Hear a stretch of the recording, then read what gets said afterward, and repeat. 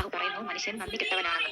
അള്ളാഹു മഴയെ വർഷിച്ചു കൊടുത്തത് അനുഗ്രഹത്തിന്റെ മഴയാകാൻ വേണ്ടി പ്രാർത്ഥിക്കാൻ അള്ളാഹു പറയുന്നു. നല്ല മലഞ്ചെരിവ്, പ്രകൃതി രമണീയമായ സ്ഥലവും സുന്ദരമായ വീടും ഭവനവും മദ്രസയും സ്കൂളും, പണ്ട് കാലത്തേക്കാൾ ഉത്കൃഷ്ടമായ നല്ല മനോഹരമായ സ്കൂളും മദ്രസയും എല്ലാം കിട്ടിയപ്പോൾ ആ കുട്ടികളുടെ പ്രാർത്ഥന കണ്ടില്ലേ? മഴ പെയ്യാതെ പെയ്യണമെന്നും സ്കൂളും മദ്രസയെല്ലാം അടച്ചുപൂട്ടണമെന്നും. ഇതിന് ഒത്താശ കൊടുത്ത് ചിരിച്ച് പരിഹസിക്കുന്ന മാതാപിതാക്കളും ബന്ധുക്കളും.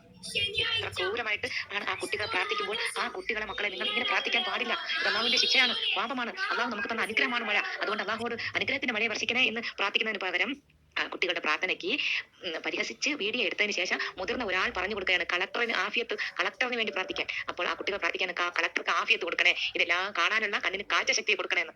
അപ്പോഴും ആ വീട്ടുകാർ പരിഹസിച്ച് ചിരിക്കുകയാണ്. 5 വർഷം മുമ്പാണ് ഈ കുട്ടികൾ മുതിർന്നവർ ചേർന്ന് ഈ വീഡിയോ എടുത്തിട്ടത്. അള്ളാഹു 5 വർഷത്തിന് ശേഷം ആ പ്രാർത്ഥനയ്ക്ക് ഉത്തരം നൽകി.